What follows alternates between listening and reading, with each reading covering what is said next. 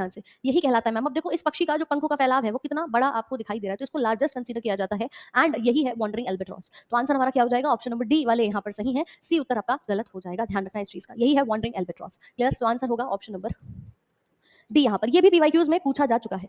अगला सवाल है, xerophthalmia is caused by the deficiency of. Xerophthalmia किसकी कमी के द्वारा होने वाला रोग है? कुछ सही करेंगे, कुछ गलत करेंगे, किसी का पहला अटेम्प्ट होगा, कोई पहली बार मॉक लगा रहा होगा, समस्या कोई नहीं है। यहाँ प्रैक्टिस करनी है जिससे कि आगे आपके हर एक प्रश्न सही हो जाए, वहां गलती ना हो, एग्जाम सेंटर पे चीजें गलत ना हो, इसीलिए रिवीजन करो और प्रैक्टिस करो, खूब सारे क्वेश्चन लगाओ। आंसर इज ऑप्शन सी, जीरोथेल्मिया, यानी कि हमारी विटामिन ए की कमी से होने वाली एक ऐसी बीमारी जिसमें आंसू नहीं बनते। आपके जीवन में कितना भी गम सही मैम, लेकिन आंसू नहीं आएंगे, टीयर्स का प्रोडक्शन रुक जाता है। जनरली हम कहते हैं कि आंसू कहाँ से बनते हैं, तो हमारी लैक्रिमल ग्लैंड से बनते हैं। क्यों भाई? अश्रु ग्रंथि कहते हैं इसको। और जब यही काम करना बंद कर दे, या मैं कहूँ इससे आंसू ना बने, वो बीमारी विटामिन ए की कमी से होती है, जिस विटामिन को आप रेटिनॉल के नाम से यहाँ पर जानते हैं। रेटिनॉल, क्लियर है? विटामिन और उसकी कमी से होने वाले रोग तो गलत नहीं होने वाले हैं। इवन इसकी कमी से एक और रोग होता है जिसको रतौंधी कहते हैं, याद है ना सभी को? बिल्कुल रोहित कुमार, इसका पीडीएफ मिलेगा हमारे टेलीग्राम चैनल के माध्यम से। बाकी ये जो विटामिन सी कह रहे हैं, इसकी कमी से स्कर्वी होता है, ठीक है, जिसमें मसूड़ों से खून आता है। के की कमी से ब्लीडिंग जो कंटिन्यूअसली होती रहती है, थक्का नहीं बनता, तो हम लगातार नाक से खून बहना, बॉडी से खून बहना ऐसा दिखाई देगा। और बचा क्या? विटामिन डी, तो इसकी कमी से रिकेट्स नाम का रोग हो जाता है, जिसमें हड्डियां मुड़नी बहुत जल्दी शुरू हो जाती है। ऑस्टियोमलेशिया, रिकेट्स, ये आपको दिखाई देता है। क्लियर? चलो अगले सवाल की ओर आते हैं। This is responsible for the production of red blood cells. लाल रक्त कोशिकाओं के उत्पादन के लिए कौन जिम्मेदार है? लिवर, बोन मैरो, बोन या ब्रेन? बताओ भाई। आसान सवाल है मैम, है, लगा सकते हैं। उस क्वेश्चन के इर्द गिर्द कहीं कुछ और भी अगर आ रहा है तो आपके दिमाग में क्लियर होना चाहिए कि अच्छा इस क्वेश्चन से रिलेटेड कुछ और भी अगर मुझसे पूछ लिया जाए तो मुझे सारी चीजें यहाँ पर पता हैं। समझ रहे हो कहानी? बहुत बढ़िया। बोन मैरो, यानी कि हमारे आरबीसी हो, डब्ल्यूबीसी हो, प्लेटलेट्स हो, इन सभी को बनाने के लिए कौन मदद करता है? बोन मैरो मदद करता है। मैं कह सकती हूँ अस्थि मज्जा के अंदर ही इसका निर्माण हो रहा होता है। अब मैम बोन मैरो होता कहाँ है? हड्डी में। कुछ लोग कहेंगे आंसर हड्डी होगा, बट हड्डी में बन तो कहाँ रहा है? बोन मैरो के अंदर। एक्चुअल फॉर्मेशन कहाँ हो रहा है? आपके बोन मैरो में, अस्थि मज्जा में। मत कहना मैम हड्डी जिम्मेदार है, ठीक है? कभी कहो कि नहीं नहीं आंसर यही होगा, बोन मैरो, जो कि आपकी रेड बोन मैरो कही जाती है। क्लियर? अगला देखिए, महिलाओं में प्राथमिक यौन अंग किसे कहते हैं? अंडाशय, गर्भाशय, बीजाणु या डिंब वाहिनी नलिका? किसको कहा जाता है प्राथमिक यौन अंग? और चीजें क्लियर होती जाए तो भाई सेशन को लाइक का बटन प्रेस कर देना और अपने दोस्तों तक भी पहुंचा देना, ठीक है? ये काम आपका है, फटाफट से सेशन को लाइक एंड शेयर करिएगा। और आंसर दे रहे हैं ऑप्शन ए, ओवरी। वो कह रहा है प्राथमिक यौन अंग कौन सा होता है, तो ओवरी को कहा जाता है। अच्छा, इसका मेन काम क्या है? तो ये बनाता है जो फीमेल गैमीट है, जो मादा युग्मक है उसको, इसीलिए प्राथमिक अंग होता है। यहीं से जो प्रोडक्शन है वो आपको देखने को मिल जाती है ओवम की, जिसको डिंब भी कहा जाता है। ओवम कह ले या एग सेल कह ले, इन नामों से जाना जाएगा। यहीं पर बात करूं यूट्रस की, तो यूट्रस यानी गर्भाशय के अंदर 9 महीने तक बच्चे का पूरा विकास होता है, डेवलपमेंट होता है। देन आता है फेलोपियन ट्यूब, जो कि ओवम को लेकर जाती है, और ओव्यूल, जो कि हमें पेड़ पौधों जो प्लांट्स होते हैं उनके अंदर बेसिकली नजर आता है, राइट? अगला सवाल देखो, lemon is the source of. नींबू किसका स्रोत है? सिट्रिक एसिड, ऑक्सैलिक, मैलिक या कार्बोनिक? कि मैम इससे आसान क्या सवाल होगा? आज तुम्हारे लिए बड़े मजेदार क्वेश्चन रखे हैं, कुछ हल्के, कुछ एवरेज, कुछ टफ भी मिलेंगे। अभी थम जाओ जरा, लगाओ answer. Lemon is the source of citric acid. बहुत बढ़िया। अच्छा, अगर नींबू में सिट्रिक एसिड होता है, विटामिन सी का भी बहुत अच्छा सोर्स है, आपने कहा सिट्रिक एसिड पाया जाता है। ऑक्सैलिक एसिड का एक छोटा सा एग्जांपल बता दो कि कहाँ पाया जाता है ऑक्सैलिक एसिड। ये आंसर अगर आपने दे दिया तो ऑक्सैलिक एसिड कहाँ पर पाया जाता है? जल्दी से कमेंट कर दें भाई। ऑक्सैलिक एसिड कहाँ पाया जाता है? जो हम कहते हैं कि भैया पथरी हो गई, पथरी होती है ऑक्सैलिक कैल्शियम ऑक्सैलेट की, और ऑक्सैलिक एसिड वाले पदार्थ नहीं खाने चाहिए। टमाटर में आ रहा है, पालक में आ रहा है, बिल्कुल सही। तो ऑक्सैलिक कहाँ पाया जाएगा? टमाटर के अंदर, पालक के अंदर, स्पिनच में, टमाटो में, ठीक है? मैलिक एसिड हमें एप्पल के अंदर नजर आता है, सेब के अंदर। एप्पल को पहले हम मेलस के नाम से जानते थे, तो यही है मैम, मैलिक एसिड इसके अंदर उपस्थित था। और साथ साथ में अगर मैं कार्बोनिक एसिड की बात करूँ तो ये कहाँ पाया जाता है? कॉमेंट कर दो फटाफट से, कहाँ पाया जाता है कार्बोनिक एसिड? हाँ भाई, जिसके बिना सब सब्जी अधूरी है, टमाटर, ठीक है? तो बात अगर आएगी कार्बोनिक की, तो ये जो आप ड्रिंक्स पीते हैं, सॉफ्ट ड्रिंक्स पीते हैं, इन सभी के अंदर जो कार्बोनेटेड बेवरेजेस हैं वहाँ कार्बोनिक एसिड पाया जाएगा, करेक्ट? बिल्कुल सही। तो ये आपके कार्बोनेटेड बेवरेजेस में, जो कोल्ड ड्रिंक्स आप पीते हैं उनके अंदर आपको नजर आएगा। तो ये सभी बिल्कुल बेसिक से आपको क्लियर होने चाहिए। अगला बताइए, transparent front part of the eye is called as. आंख के सामने के पारदर्शी भाग को क्या कहा जाता है? जो हमारी आंखों के सामने की तरफ एक ट्रांसपेरेंट पार्ट है, उसे किस नाम से जाना जाएगा? लगाओ भी आंसर जल्दी से। बिल्कुल, ये एसिड से तो काफी सारे क्वेश्चन बन जाते हैं, कहाँ एसिड है कहाँ बेस है, तो केमिस्ट्री का एक बहुत प्यारा टॉपिक है और यूजुअली कई क्वेश्चन यहाँ से बनते भी हैं। कॉर्निया उतर आ रहा है, आंखों का बाहरी पार्ट, कॉर्निया डैमेज हो जाना। देखा है लोग लेंस लगाते हैं, और जब इंसान लेंस लगाता है ना, तो कई बार ऐसा भी हुआ है कि लेंस अगर आपने ठीक से नहीं लगाया या बहुत देर तक लगा रह गया, जिसका भी एक हाल में केस भी आया था कॉर्निया डैमेज होने का, ठीक है? तो कॉर्निया जो होता है वो बिल्कुल आगे की तरफ एक फ्रंट पार्ट आपको दिखाई देता है। आइरिस जो आंसर दे रहे हैं, आइरिस नहीं होगा। कॉर्निया तो ट्रांसपेरेंट है, उसने पारदर्शी भाग के बारे में पूछा है। आइरिस वो भाग होता है जो आपको रंग देता है। हमारी आंखों का एक कलर है, सबको पता है मैम, या तो ब्लैक कलर की आंखें होंगी या ब्राउन होती है। भारतीय मूल में कुछ यही दो शेड्स कॉमन होते हैं, ब्राउन और ब्लैक। लेकिन नहीं, इंसान को प्राकृतिक चीजें कहाँ पसंद है? इंसान को पसंद है मैम बिल्कुल रंग बिरंगी नीली पीली काली आंखें हैं, तो वो जो लेंस लगाते हैं वो आपका अलग से दिखाई देता है, बट एक्चुअल जो कलर है वो आइरिस का ही रंग होता है ना? इन्हें देखो ब्लू आइज पसंद आ रही है, सो आइरिस का काम है आपकी आंखों को कलर देने का, ठीक है। ये जलीय द्रव्य आपका आगे की तरफ पाया जाता है और सीलियरी बॉडी होगी होल्ड करके लेंस को यहाँ पर पकड़ के रखती है। ये देख सकते हैं आंख का ये ट्रांसपेरेंट भाग, इसी को हम नाम देते हैं कॉर्निया का, ठीक है। आगे की तरफ यहाँ जो द्रव्य भरा हुआ होता है उसको नाम देते हैं एक्वियस ह्यूमर का नाम दिया जाता है। ये दिखाई दे रहा है सभी को, ये लेंस है, ये जो रंग है वो आइरिस का है, ये बीच वाली पुतली है प्यूपिल, ये आइरिस है और ये कॉर्निया कहा जाता है। क्लियर भाई कहानी? हाँ भाई, कुछ को मोर बन के घूमना पसंद है। मोनालिसा ये देख रहे हो, मतलब कितनी जल्दी इन्हें मोनालिसा याद आई। बस यही दिक्कत है तुम्हारी, थोड़ा सा तुम ध्यान अपना फोकस बना लो तो मोनालिसा से हट के अपने एग्जाम की मोनालिसा को याद कर लोगे, वरना बनाएगा एग्जामिनर तुम्हारी मोनालिसा। चलो इधर अगला बताओ, पाचन तंत्र के स्वास्थ्य के लिए आवश्यक हमारे आहार का अपचनीय हिस्सा कौन सा होता है? इनकी चाइल्डहुड क्रश भी है, वो हो देख रहे हो, मतलब अभी ये खुद अपने चाइल्डहुड से बाहर नहीं आए, क्रश पहले बन गई थी इनकी, ऐश्वर्या की आईज और मोनालिसा की आईज। तो ये जो रंग है एक्चुअली भारत में अगर आप देखेंगे ना, इंडिया में एक्चुअली ब्राउन और ब्लैक ही यूजुअली दिखती है। अपार्ट फ्रॉम दैट मैम कुछ रेयर टू रेयर केसेस हैं जहां पर कुछ और भी रंग आपको मिल जाएंगे। चलो अब जितनी मोनालिसा है यहाँ पर जल्दी जल्दी आंसर लगाएंगे भाई। ऑप्शन सी और ए, सी और ए। अरे वो कह रहा है indigestible portion of our diet essential to the health of digestive system. वो इनडाइजेस्टिबल पार्ट कौन सा होता है जो आपको कहा जाता है सैलेड ज्यादा खाओ ताकि हमारा हेल्थ, डाइजेस्टिव सिस्टम की जो हेल्थ है, जो स्वास्थ्य है वो ठीक रहे। आप अगर दिन भर बैठ के छोले भटूरे और तला हुआ भोजन खाएंगे तो डेफिनेटली बॉडी के अंदर फैट बढ़ेगा, डाइजेशन ठीक नहीं रहेगा, एसिडिटी बढ़ेगी, अपच की प्रॉब्लम होगी। लेकिन अगर आप साथ में सैलेड की मात्रा बढ़ा देंगे, फाइबर की मात्रा बढ़ा देंगे, तो मैम बॉडी का जो डाइजेशन सिस्टम है ना उसका हेल्थ बढ़िया हो जाएगा। तो कुल मिला करके यहाँ पर रफेज की बात हम कर रहे हैं जिसके अंतर्गत सारे डाइटरी फाइबर्स आते हैं, जितनी भी आप सलाद खाते हैं वो सब यहाँ पर आती है, ठीक है। जो भी सैलेड आप खा रहे हैं वो यहाँ पर आएगी। बाकी फैट है, प्रोटीन है, कार्ब्स है, ये सब मैक्रो न्यूट्रिएंट्स होते हैं, मुख्य पोषक तत्व हैं जो कि एक्चुअली में बॉडी की आवश्यकता अलग अलग तौर पे पूरी कर रहे होते हैं। क्लियर है? चलो अगला देखो, corpus luteum is a mass of cell found in brain, ovary, pancreas या स्प्लीन। कॉर्पस ल्यूटियम कोशिकाओं में पाए जाने वाला एक द्रव्यमान है, तो बताइए कौन सी कोशिकाओं में उपस्थित होता है?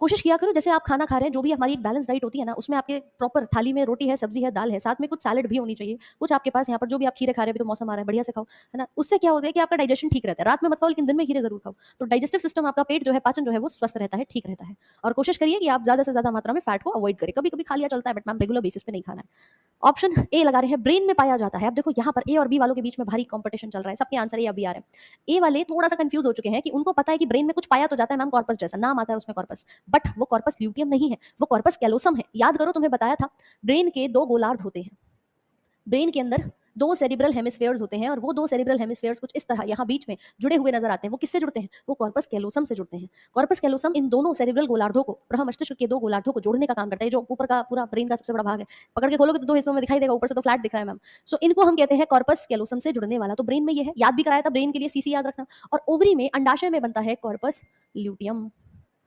अच्छा क्या होता है कॉर्पस ल्यूटियम? हाँ भाई, ओवरी में अगर बन रहा है तो इसका काम क्या होता है?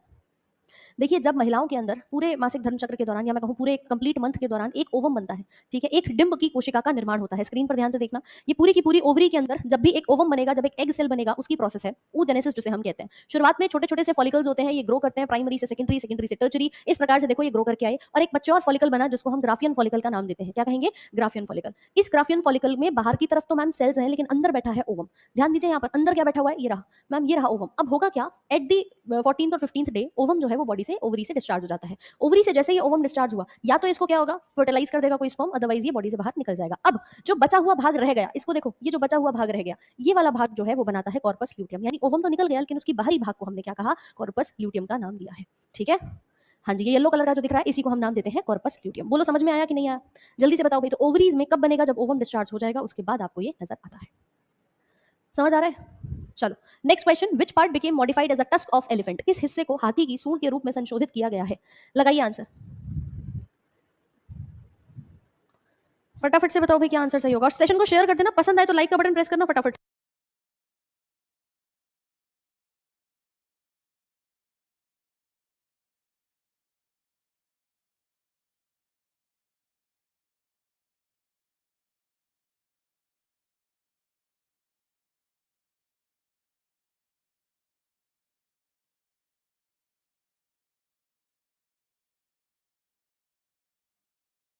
Correct, option number C answer आ रहा है, सेकंड इंसीजर, दूसरा इंसीजर उत्तर हो जाएगा। देखो हाथी के अंदर होते हैं ना दो लंबे लंबे से दांत जो कि सूंड के साथ आपको निकलते हुए दिखाई देते हैं, सबने देखे होंगे ये वाले दांत दिख रहे हैं। तो मैम हमें क्या लगता है कि जैसे मानव के अंदर ये वाले दांत कैनाइन्स के होते हैं, मानव में जो नुकीला दांत होता है ना वो कैनाइन का दांत है। अब क्या हाथी में भी सेम होगा? नहीं, हाथी के अंदर ये दांत इंसीजर का दांत होता है और इंसीजर के अंदर भी दूसरा वाला इंसीजर कहा जाता है। समझ गए कहानी को? तो अगर पूछ लिया जाए तो भैया हाथी के सेकंड इंसीजर, क्योंकि हमारे पास भी जैसे हम बात करें तो चार इंसीजर होते हैं, दो इधर और दो इधर, ये इंसीजर के दांत है। और इधर होता है नुकीला सा जिसको कैनाइन कहा जाता है। तो जरूरी तो नहीं है ना कि मैम मानव और हाथी बाकी दोनों के दांत सेम हो, अलग अलग होते हैं, है ना। ए और सी दोनों नहीं होगा। कैनाइन मानव के अंदर होता है जो चीर फाड़ में, नुकीला दांत होता है, चीर फाड़ में मदद करता है, बट सेकंड इंसीजर होगा हमारा जो कि काम करेगा आपके हाथी के अंदर। समझ गए। Next, this is unique in the alimentary canal of cattle. एक मवेशी की सहायक नहर में क्या अद्वितीय है, यानी क्या चीज अलग से आपको दिख रही है? सेल्यूलेज, अमाइलेज, पेक्टिनेज या डाइस्टेज? करो जी आंसर। राधा यादव कह रही है मैम हमने हाथी नहीं देखा आज तक। बेटा स्क्रीन पे तो अभी तो दिखाया तुम्हें हाथी, की नहीं देखा होगा बहुत लोगों ने, है ना। अब ऐसा थोड़ी है कि मैम हमेशा हाथी हमें दिखाई दे जाए। जिसको नहीं दिखा है वो यहाँ पर देख लो कि हाथी के सूंड के बराबर में एक दांत निकला हुआ होता है। क्लियर? कौन सी फुल फॉर्म पूछ रहे हो? ऑल राइट, आंसर लगा रहे हैं ऑप्शन नंबर ए यानी सेल्यूलेज। बिल्कुल सही। मवेशी के अंदर सेल्यूलेज नाम का एंजाइम अलग से पाया जाता है, हमारी बॉडी में नहीं होता। घास का पाचन सेल्यूलेज कराता है, वो हमारे शरीर में नहीं है। ये कहाँ है? उन मवेशियों के अंदर, जैसे जो हम गाय की बात करें, ठीक है, जो चारा खाते हैं उनकी बात करें, उनके अंदर पाया जाता है। इसके बाद अमाइलेज जो होता है, ये पेक्टिनेज, डाइस्टेज तीनों हमारी बॉडी में होते हैं। इसका काम है स्टार्च को पाचन कराना, ठीक है। पेक्टिनेज बेसिकली आपके प्रोटीन को पचा रहा है और ऐसी डाइस्टेज हमारे स्टार्च को पचाने में मदद करता है। तो अलग अलग एंजाइम्स जो है वो आपकी बॉडी के अंदर उपस्थित दिखाई दे जाते हैं, बट ह्यूमंस में सेल्यूलेज नहीं होता, कैटल्स में अलग से पाया जाता है। इवन इनकी पूरी आहार नाल जो होती है ना, उसके अंदर इनकी आहार नाल में र्यूमिन नाम का एक हिस्सा भी होता है जो अलग से पाया जाता है। इन्हें कहते हैं र्यूमिनेटिंग एनिमल्स। र्यूमिनेटिंग एनिमल्स मवेशी कहे जाते हैं, ये ध्यान रखिएगा इस बात का। क्लियर? चलो अगला बताओ, व्हाट कॉजेस कोलेरा? हैजा का कारण कौन बनता है? प्लांट्स में होता है सेल्यूलेज, जी हाँ। प्लांट्स की सेल वॉल सेल्यूलोज से बनी हुई होती है।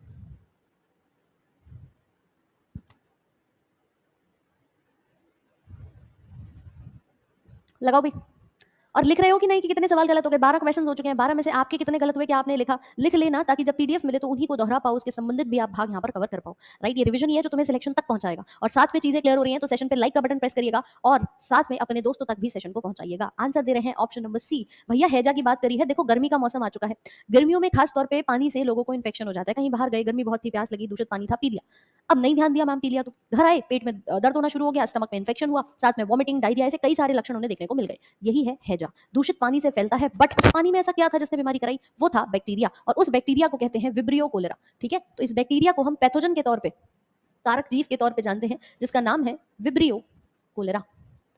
और इसी के साथ इसका जो वेक्टर है, वाहक है कि बीमारी को फैलाता कौन है, तो आप बताएंगे दूषित पानी, कंटैमिनेटेड पानी।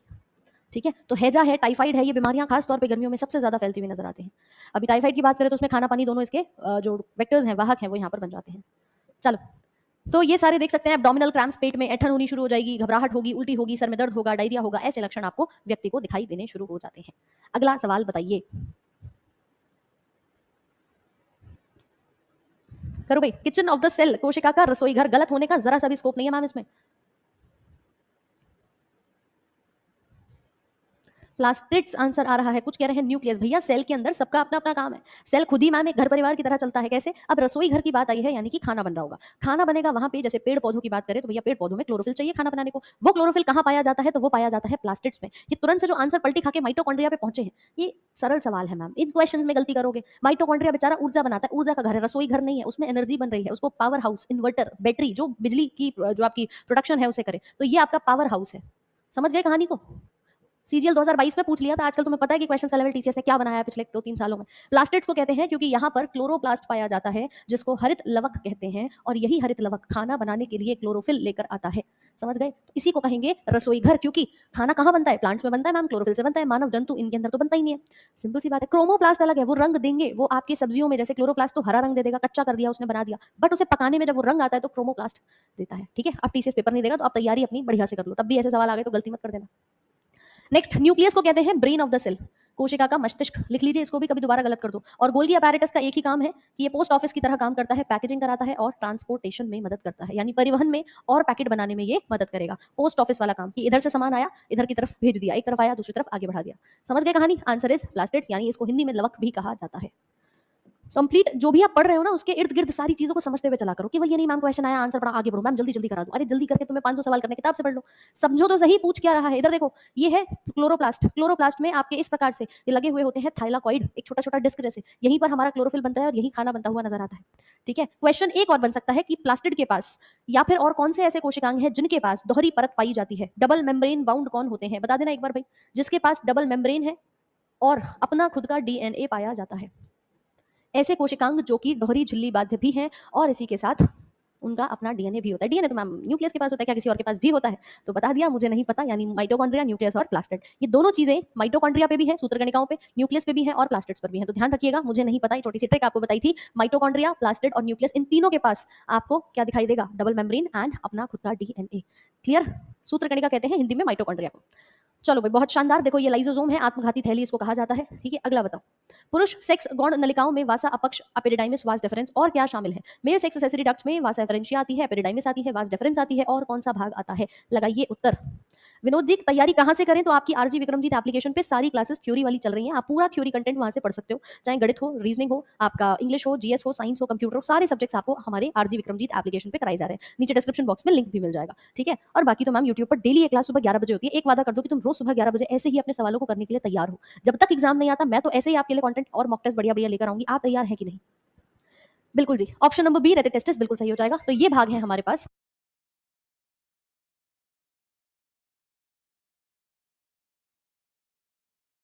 Correct answer is this one. तो ये सारी डक्ट्स होती हैं जो कि स्पर्म्स जो बनते हैं उसको ले जाने में यहाँ पर मदद करती हैं। तो गलत नहीं करना है, ध्यान रखिएगा। सेमिनिफेरस ट्यूब्यूल्स पूरा हिस्सा है, ट्यूब्यूल्स जो है वो पूरे हिस्से हैं, ये डक्ट में नहीं आती भाई। स्पर्म बने और बनने के बाद रेटिटेस्टिस से होते हुए आपके वासा एफरेंशिया में, फिर एपिडिडाइमिस, वास डिफरेंस, इन सभी भागों के अंदर जाते हैं। तो ध्यान रखना है इस चीज को।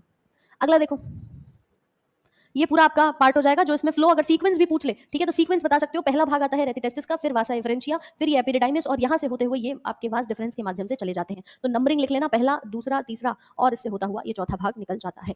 ठीक है, अगला, निम्न में से कौन सा रक्त मानव हृदय को अशुद्ध करता है? विच ऑफ द फॉलोइंग, अच्छा वो ये पूछ रहा है कि कौन सा इसमें से अशुद्ध रक्त को हृदय तक पहुंचाता है। क्वेश्चन भी हमारे टाइपिस्ट भैया उल्टा कर देते हैं। Which among the following carries impure blood to human heart, कौन सा ऐसा है जो, यहां लिख लेना, अशुद्ध रक्त को हृदय तक पहुंचाता है, अशुद्ध रक्त को मानव हृदय तक पहुंचाता है। बताओ कौन पहुंचाता है अशुद्ध रक्त को हृदय तक? अशुद्ध रक्त को हृदय तक कौन पहुंचाता है? आंसर दे रहे हैं ma'am option D, vena cava महाशिरा। बिल्कुल सही उत्तर आ रहा है। अच्छा ये बी वाले भैया कहाँ से भाई? पल्मोनरी वीन तो शुद्ध रक्त लाती है हार्ट तक मैम। वो डायग्राम एक छोटा सा बनवाया था, जहां तुम पढ़ते हो ना स्टडी टेबल पे, वहां लगा लो उस डायग्राम को। जब भी उठो बैठो देखो, कहीं किसी को याद कर रहे हो उसको याद कर लेना मैम, किसी और को याद मत करना। इस समय पर ऐसे सवाल आ जाए और तुम कुछ और आंसर लगा दो, क्या काम चलेगा? देखिए इधर ये हार्ट है, ऊपर की तरफ हमने लंग्स को बिठाया था, नीचे बॉडी के पार्ट्स को रखा था, ऊपर दो आलिंद है और नीचे दो निलय है। ये दाहिना भाग है और ये बायां भाग है। ठीक है मैम, यहाँ से ब्लड आता है तो पूरा का पूरा लेफ्ट साइड में ऑक्सीजनेटेड ब्लड आता है, याद कराया था। लेकिन इस तरफ हमारा जो ब्लड जाएगा वो होता है CO2 वाला। इसे कहते हैं, ये जो CO2 वाला ब्लड जा रहा है ये महाशिरा वेना कावा लेकर के जाती है, महाशिरा। ठीक है, पल्मोनरी वीन तो मैम ये ऑक्सीजनेटेड ब्लड लेकर के आ रही होगी, समझ गए? सी नहीं होगा। पल्मोनरी धमनी का काम क्या होता है? वो धमनी हार्ट से निकल करके ब्लड को लंग्स तक लेके जाएगी, यहाँ काम करेगी पल्मोनरी धमनी। पल्मोनरी आर्टरी है, ये पल्मोनरी वीन लाती है, और ये एरोटा है, महाधमनी है, जो कि ब्लड को हार्ट से, प्योर ब्लड को निकाल करके लेके आती है। समझ गए? अगर किसी को भी हार्ट वाले चैप्टर में कोई समस्या हो, मैंने आपको ऑलरेडी यूट्यूब पे कराया हुआ है, चेक कर लेना। ठीक है, किसी दिन किस मैराथन में देख लेना, आपका ह्यूमन सर्कुलेटरी सिस्टम बहुत अच्छे से डिटेल में पढ़ाया हुआ है। इवन अभी 101 गोल्डन कॉन्सेप्ट में पूरा कराया था, ध्यान नहीं दिया, बस रिविजन नहीं किया मैम, क्या करें? चलिए अगला बताइए, प्रोटीन के निर्माण में प्रयुक्त होने वाला आवश्यक तत्व कौन सा है? Essential element used in the formation of protein. लगाओ। हर बार भूल जाता हूँ, क्या करूँ, है यही कंफ्यूजन होती है। कंफ्यूजन ही तो दूर कराई थी, एक धमनी की एचबी पेंसिल याद कर लो कि मैम हार्ट टू बॉडी। अब जहां पर भी पूछे हृदय से बॉडी तक जा रहा है तो सिंपल सी कहानी है, या तो महाधमनी या महाशिरा। ठीक है, उल्टा काम करेगी वो महाशिरा है। और मैम बाकी के दोनों अपवाद बताए थे, एक बार 101 गोल्डन कॉन्सेप्ट में देखिएगा, बहुत डिटेल से आपको बारीकी से समझाया हुआ है। आंसर आ रहा है ऑप्शन नंबर बी, नाइट्रोजन। बहुत बढ़िया। प्रोटीन को बनाने के लिए हमें अलग से क्या चाहिए? क्योंकि देखो तीन ऐसे तत्व होते हैं जो कि यूजुअली आपको मिल जाते हैं। यूजुअली मिल जाते हैं मतलब मैम, हमारे पास कार्बन, हाइड्रोजन, ऑक्सीजन, तीनों के तीनों, कार्बोहाइड्रेट्स हो, फैट हो, सब में देखने को मिलता है। बट प्रोटीन जो है उसमें अलग से क्या मिलेगा? तो नाइट्रोजन मिलता है। क्यों मिलता है? क्योंकि ये बनाता है प्रोटीन को। प्रोटीन्स बनते हैं अमीनो एसिड से। ठीक है, और अमीनो एसिड का जब मैं फॉर्मूला देखती हूँ तो उसके अंदर दो हाइड्रोजन, एक तरफ COOH का ग्रुप, एक तरफ NH2, ये अमाइन ग्रुप है, ये कार्बोक्सिलिक एसिड है, मिलकर के नाम बन गया अमीनो एसिड। तो देख रहे हो इसमें अलग से एक नाइट्रोजन जरूर है। तो ma'am nitrogen, carbon, hydrogen, oxygen, ये सारे तत्व मिलकर के क्या बनाते हैं? प्रोटीन को बनाते हैं। इसीलिए प्रोटीन को एक नाम से और जाना जाता है, क्या? नाइट्रोजनस खाद्य पदार्थ, है ना, नाइट्रोजनस फूड। इसको भी ध्यान रखिएगा। बनता कहां से है? अमीनो अम्ल से बनता है, जो कुल मिलाकर के 20 आपके प्रकृति में पाए जाते हैं। समझ गए? किसमें कंफ्यूजन हो रहा है बताओ, अभी क्लियर कर देते हैं, कोई समस्या नहीं है, कंफ्यूजन मत रखना। अगला देखो, आंख में प्रवेश करने वाले प्रकाश की मात्रा किसके द्वारा नियंत्रित होती है? Amount of light entering into the eye is controlled by, nitrogenous waste बनता है वो अलग होता है। चलिए, NP के क्रिटिकल एलिमेंट्स है, बहुत बढ़िया। आंख में प्रवेश करने वाले प्रकाश की मात्रा किसके द्वारा नियंत्रित होती है? कॉर्निया, कोरॉइड, रेटिना या आइरिस? आइरिस के द्वारा, बिल्कुल सही। तो आंसर हो जाएगा ऑप्शन नंबर डी, आइरिस, जो कि हमारे आंखों को रंग भी दे रहा है, साथ में ये जो भी लाइट आ रही है, आपने देखा है अभी अचानक से तुम एक कमरे में बैठ के पढ़ रहे हो और उठ करके धूप में चले जाओ तो आपकी आंखें छोटी छोटी सी हो जाती है, हमारी पुतली आंखों की प्यूपिल जो है वो छोटी सी हो जाती है, ठीक है, और वैसे ही जब आप वापस आते हो तो आपकी आंखें खुल जाती है, रिलैक्स हो जाती है। ये सारा कंट्रोल हमारे इस आइरिस के द्वारा है और पुतली जो है उसको कॉन्ट्रैक्ट और रिलैक्स करने का काम देखने को मिल जाता है, राइट। तो इसे हम कहेंगे आइरिस। बाकी कॉर्निया है, ये हमारी ट्रांसपेरेंट पार्ट है आगे की तरफ, जो सफेद भाग आंखों का दिखता है। कोरोइड एक लेयर होती है, स्क्लेरा के नीचे कोरोइड की एक लेयर पाई जाती है, उसके नीचे रेटिना होती है और रेटिना पर क्या बनता है, पर्दा है, इमेज बनकर तैयार होती है। तो ये तो छवि बनाने का कार्य करता है, ठीक है जी। अगला बताइए, glucose is a type of tetrose sugar, hexose sugar, pentose या इनमें से कोई भी नहीं। एप्लीकेशन पर आपकी क्लास अमन चौधरी हो रही है, सारी क्लासेस चल रही हैं, अभी 12 बजे भी आपका सेशन जो है वो रहेगा, नर्वस सिस्टम पढ़ रहे हैं उसमें, ठीक है। अच्छा ठीक है स्वीटी, चेक कर लेते हैं, करवाया तो था, बाकी चेक कर लेंगे। चीजें क्लियर हो रही हैं? क्यों भाई 17 क्वेश्चन पर आ गए, 16 क्वेश्चन समझ में आए कि नहीं आए, सबसे पहले ये बताओ। और आ गए हैं तो सेशन पे जितने साथी लाइव जुड़े हैं मेरे साथ, लाइक का बटन एक बार जल्दी से प्रेस कर देंगे, दिल से और ईमानदारी से। तुम्हारी कौन सी जीएसटी कट रही है, फटाफट से क्लास को लाइक करेंगे और शेयर करके आ जाएंगे अपने भाई बंधुओं तक। Option number B, hexose sugar कह रहे हैं। ग्लूकोज क्या है, C6H12O6, और ग्लूकोज को ही हम 6 कार्बन वाली हेक्सोज शुगर के अंदर मानते हैं। टेट्रोज मतलब 4 होते हैं, पेंटोज यानी 5 है, 5 कार्बन के अंदर आता है राइबोज और डीऑक्सी राइबोज, राइबोज और डीऑक्सी राइबोज शुगर। जल्दी से बताओ कि ये राइबोज और डीऑक्सी राइबोज शुगर कहाँ मिलती है, ये 5 कार्बन वाली शुगर होती है। हाँ भाई कहाँ पर मिलती है, बहुत बढ़िया, ये आरएनए और डीएनए में मिलती है। आरएनए में राइबोज शुगर होती है और डीऑक्सी राइबोज शुगर डीएनए के अंदर पाई जाती है। सो ये आरएनए वाली शुगर है और ये डीएनए वाली शुगर होती है। समझ गए कहानी। तो ग्लूकोज क्या है, अच्छा ग्लूकोज को हम कई नामों से और भी जानते हैं, ये भी लिख लेना। फॉर्मूला तो ये है, बट इसको ग्रेप शुगर भी कहा जाता है। अंगूर के अंदर ये उपस्थित होती है, अंगूर में उपस्थित। इसके अलावा इसी को हम क्या कहते हैं, सबसे सरल शर्करा, सबसे सिंपल शुगर है। क्यों, क्योंकि मैम इससे ज्यादा छोटा मुझे और कोई भाग नहीं दिखता, और सबसे ज्यादा यही है जो अलग अलग पदार्थ में आपको देखने को मिल जाएगी। हमारे बॉडी के ब्लड में भी ग्लूकोज ही पाई जाती है, तो वो 6 कार्बन वाली शुगर है ग्लूकोज, जिसके बारे में हम बात कर रहे हैं, ये आप बता सकते हैं। इवन हेक्सोज की श्रेणी में फ्रक्टोज भी आती है, बट फ्रक्टोज मेनली फलों में पाई जाती है ना। वो पूछ सकता है भाई फ्रक्टोज कहाँ आती है, तो आपने कहा ये जितने भी फल हैं उनके अंदर पाई जाएगी फ्रक्टोज। फ्रूट शुगर है, कहते हैं ना कि हम जो भी सेब खा रहे हैं, कभी ऐसा हुआ है कि सेब के ऊपर मीठा डाल के खा रहे हो, अलग से चीनी डालनी पड़ रही हो, नहीं ना। जो प्राकृतिक मिठास होती है फलों के अंदर वो आती है इस फ्रक्टोज के द्वारा, सबसे मीठी शर्करा कही जाती है। चलो ये इसका स्ट्रक्चर आप देख पा रहे हो, 6 कार्बन है, इस पे H और OH की पोजीशन लगी हुई है। हरियाणा एग्जाम के लिए बिल्कुल कर सकते हो, बेसिक है, कोई समस्या नहीं है ना। हरियाणा में पूछे, दिल्ली में पूछे, यूपी में पूछे, मैम ग्लूकोज तो 6 कार्बन वाली रहेगी, ये इसका स्ट्रक्चर है। अगला बताओ, कॉकरोच के हृदय के कक्ष कितने होते हैं। शहद में ना दोनों होती है, शहद में फ्रक्टोज भी होती है और ये ग्लूकोज भी होती है, सेक्रीन आर्टिफिशियल है। हाँ भाई, मीठा जितना कम खाओ उतना अच्छा है। मीठे से मोटापा तो बढ़ता ही बढ़ता है ना, ग्लूकोज की मात्रा बढ़ती है, शुगर बढ़ता है, डायबिटीज होने के खतरे बढ़ते हैं। तो मीठा तो आप जितना कम खाओ उतना अच्छा है। और दूसरा, अगर आप देखोगे शुगर आपने बिल्कुल कम कर रखी है, तो व्यक्ति के बूढ़े होने के चांसेस, जो स्किन पे झाइयाँ आ जाती है ना, वो भी कम हो जाती हैं। अगर आप मीठा जितना ज्यादा खाएंगे तो बहुत जल्दी स्किन जो है वो डल और बुढ़ापे जैसी लगने लगेगी। और अगर आप कम मीठा खाते हैं, मीठा कम प्रेफर करते हैं, तो आपकी स्किन हमेशा ग्लोइंग रहेगी, आपकी स्किन पे झाइयाँ आसानी से नहीं आएंगी। तो ये भी ध्यान रखिएगा। कॉकरोच में कितने हार्ट के चैम्बर्स हैं, मगरमच्छ के अंदर भैया 13 कक्ष होते हैं। बहुत बढ़िया, ठीक है, 13 कक्ष यहाँ पर पाए जाते हैं। मगरमच्छ, अच्छा कोई बात नहीं, इसको हटा देना। मगरमच्छ में इसने दोनों गलत कर दिए हैं, कॉकरोच की बात कर रहा है, लिख लेना। कॉकरोच में 13 होते हैं और मगरमच्छ में बात करेगा तो बता देना 4 होते हैं, ठीक है। क्रोकोडाइल में, ये टाइपिस्ट भैया ने मगरमच्छ का कॉकरोच बना दिया, इसमें 4 होते हैं, ध्यान रखिएगा। बाकी जितने भी हमारे सरीसृप हैं, जितने भी रेप्टाइल्स हैं या एम्फीबियंस हैं, इनके अंदर 3 कक्ष पाए जाते हैं, उभयचर में और सरीसृप में। मछलियों में 2 ही कक्ष होते हैं, ठीक है, मछलियों में 2 ही कक्ष होते हैं। आ रही है कहानी समझ में, बिल्कुल ग्रुप डी के लिए ले सकते हैं। चलो तो ध्यान रखना, अगर कॉकरोच पूछेगा तो 13 बताना, और अगर मगरमच्छ पूछे तो 4 बताना, क्योंकि कुल मिलाकर के मगरमच्छ जो होता है वो आता तो इस रेप्टाइल में है, बट मैम वो अपवाद होता है, तो उसके अंदर 4 कक्ष हो जाते हैं। और यही स्तनधारी पूछ लिया जाए, मैमल्स पूछ लिया जाए, तो मैमल्स के पास भी आपके 4 कक्ष पाए जाते हैं, 2 आलिंद और 2 निलय, यानी स्तनधारियों के अंदर भी 4 कक्ष होते हैं। चलो ये देख पा रहे हो स्क्रीन पर, हाँ भाई ये स्क्रीन पर देख पा रहे हैं, तो इसी को हम क्या नाम देते हैं, ये 13 कक्ष है हमारे कॉकरोच के अंदर। 27 के बाद से कोई क्लास नहीं हुई है, लास्ट कलर सिस्टम। अच्छा अमन चौधरी में चेक करवा लेती हूँ एक बार, ठीक है।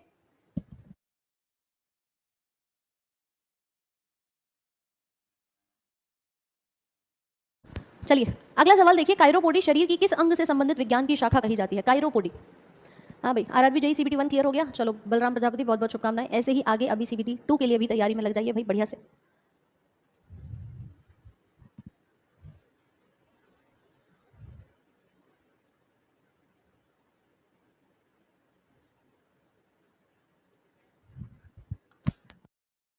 लगाओ भाई आंसर, कायरोपोडी किससे संबंधित है। विज्ञान की हर शाखा के लिए एक वर्ड याद कराया था, ये वर्ड आता है पैरों के लिए, फीट के लिए, तो आंसर हो जाएगा option number C, that is feet, ठीक है, कायरोपोडी। अच्छा, अगर बात करी जाए किडनी के बारे में, तो किडनी के लिए क्या आता है आप बताएंगे मैम? किडनी के लिए ना हम नेफ्रॉन वर्ड देखते हैं, जो किडनी की सबसे छोटी इकाई होती है, तो नेफ्रोलॉजी इसको कहा जाता है। नेफ्रॉन वर्ड जो है वो यहाँ पर आएगा, तो ये बन जाता है नेफ्रोलॉजी। इसी प्रकार से लिवर में होते हैं हेपैटिक सेल, तो इसे कहा जाता है हेपैटोलॉजी।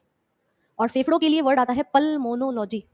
पल्मोनोलॉजी। ऐसे ही शरीर के हर भाग के लिए अपना अपना एक अलग भाग, अपना एक अलग नाम यहाँ पर देखा जाता है, जो उसकी शाखा के संबंध में आएगा।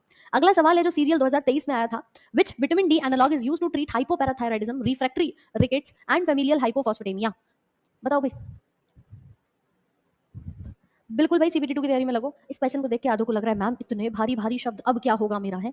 उसने पूछा है एक सिंपल सा हलवे जैसा क्वेश्चन, एक छोटा सा नाम, और दे दिए इतने भारी भारी शब्द। देख के एक एस्पिरेंट तो वैसे ही परेशान हो गया कि भैया अब क्या करूंगा मैं। अब उसने क्या बोला, देखो सिंपली सुनना, विटामिन डी का कौन सा एनालॉग है जो इन सारी बीमारियों को ठीक कराता है? रिकेट्स है, हाइपोफॉस्फेटेमिया, हाइपोपैराथायरिज्म। तुम्हें पता है इन चारों ऑप्शंस को ध्यान देना, कैल्सिटोल, टोकोफेरॉल, एर्गोकैल्सिफेरॉल या रेटिनॉल। तो मैम 4 ऑप्शंस है मेरे सामने, जिसमें से 2 तो मैंने वैसे ही एलिमिनेट कर दिए। कैसे भाई? टोकोफेरॉल क्या होता है? विटामिन ई, ब्यूटी को मत टोको, याद कराया था। और रेटिनॉल क्या है मैम? विटामिन ए है। तो विटामिन डी का एनालॉग तो ना तो ये होगा ना ही ये होगा। एलिमिनेट करके देखो ना, ऑप्शन क्या बचा कि मैम या तो ए होगा या सी होगा। बोलो बात समझ में आ रही है कि नहीं? करेक्ट है। अब सुनना, विटामिन डी का एनालॉग है कैल्सिटोल, जो है वो थायराइड जो ग्रंथि होती है वहां से बनने वाला हार्मोन है, वहां से बनने वाला हार्मोन कहा जाता है। तो मैडम कैल्सिटोल हो गया, कैल्सिटोसिन हो गया, वो बनते हैं थायराइड पैराथायराइड से, तो ये भी नहीं होगा। विटामिन डी के लिए एक ही नाम आता है, एर्गो कैल्सिफेरॉल। ठीक है, इसको यूजुअली हम कैल्सिफेरॉल कहते हैं, पोली कैल्सिफेरॉल, एर्गो कैल्सिफेरॉल। तो नाम आपका सीधे स्पष्ट शब्दों में क्या हो जाएगा? ऑप्शन नंबर सी करेक्ट हो जाएगा। ठीक है, हमने बताया भी था कि भाई एर्गोस्टेरॉल नाम का एक कंपाउंड आपकी त्वचा में होता है, जब धूप पड़ती है तो यही सक्रिय होकर के विटामिन डी बनाता है। थोड़ा सा ऐसे भी क्या कर सकते हैं, याद कर सकते हैं। समझ रहे हो नहीं? कैल्सिटोसिन करके हमारे थायराइड और पैराथायराइड से जो हार्मोन बनते हैं, ये वहां से बनता है। वैसे भी उसने रिकेट्स के लिए बोला, हाइपोपैराथायरिज्म के लिए बोला, फॉस्फेटेमिया के लिए बोला, तो मैम विटामिन डी ही यहाँ पर काम करेगा। ठीक है, आंसर दिख गया। ओहो, तुम पहले आंसर जो है उसे देख लिया करो, है ना, आंसर देख लिया करो। चलो नेक्स्ट क्वेश्चन लगाओ। क्वेश्चन हालांकि सिंपल है, बट लगता है कि मैम ये बहुत ज्यादा टफ है, लेंदी है, तो इसलिए ऐसे क्वेश्चंस को छोड़ा मत किया करो। अगला बताओ।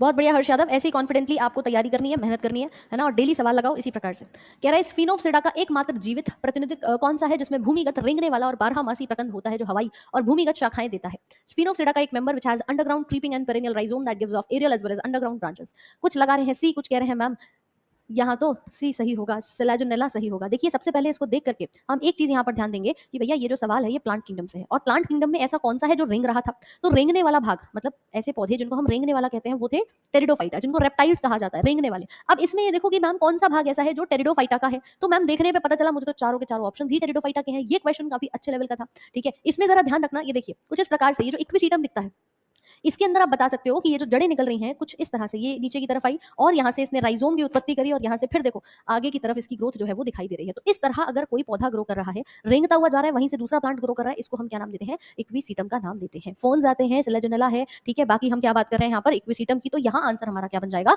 इक्विसीटम का बन जाएगा। इसको हॉर्स टेल, घोड़े की पूंछ का नाम भी कॉमनली कहा जाता है। क्या है ये? घोड़े की पूंछ की तरह भी देखा जाता है। तो टेरिडोफाइट्स को प्लांट किंगडम के रेप्टाइल्स के तौर पे क्यों जाना जाता है? क्योंकि देखो देखने में दिख रहा है कि मैम ये ना नीचे की तरफ से राइजोम बनाते हैं और वहां से फिर रेंगते हुए जाएंगे, आगे एक नया ग्रो करा देंगे प्लांट को। ठीक है, तो इसे कहा हमने इक्विसीटम। देखने में भी ऐसा लगता है हॉर्स टेल की तरह ये दिखाई दे रहा है। अगला बताओ, कौन सा कोशिकांग राइबोसोमल आरएनए और प्रोटीन से बना हुआ होता है? Which cell organelle is made up of ribosomal RNA and protein? और डायग्राम्स को इग्नोर मत करना, ध्यान दे लेना। क्यों? क्योंकि डायग्राम्स जितने भी आपके हैं वो एनसीईआरटी वाले, अब एसएससी भी पूछ रहा है। ठीक है, पिछली बार भी 2024 के लेटेस्ट क्वेश्चंस आपको कराए थे, और उसमें भी बताया था कि डायग्राम बेस्ड क्वेश्चन है। डायग्राम कहाँ से आए मैम, कौन से आए? तो वो सिर्फ एनसीईआरटी की किताब। ठीक, चलो सेशन को एक बार बढ़िया से लाइक कर देना, देखो पसंद आई हो चीजें, और शेयर कर देना। बाकी लिखते रहना गलती कितनी करी आज। सीरियस एडमिट कार्ड आ गया, चलो बहुत बहुत शुभकामनाएं। अब भैया बिना टेंशन के पेपर देने जाना इस बार है। अगला देखिए, राइबोसोमल आरएनए और प्रोटीन से कौन बना हुआ है? आंसर दे रहे हैं ऑप्शन नंबर 1, कुछ कह रहे हैं सी भी होगा। कौन सी गोल की बॉडी में मैम प्रोटीन दिखाई दे रहा था मुझे? गोल की बॉडी पे राइबोसोम्स चिपके होते हैं, वहां से आपको नजर आता है कि ये बनता है हमारा रफ एंडोप्लाज्मिक रेटिकुलम। वैसे राइबोसोम होते हैं जिसके अंदर आपके राइबोसोमल आरएनए और प्रोटीन बनता हुआ नजर आएगा। एक राइबोसोम का स्ट्रक्चर देखोगे तो उसमें ये मैसेंजर आरएनए है, बट एक ऊपर और एक नीचे, ये दो क्या है? ये इसकी दो इकाइयां हैं, एक बड़ी इकाई है तो दूसरी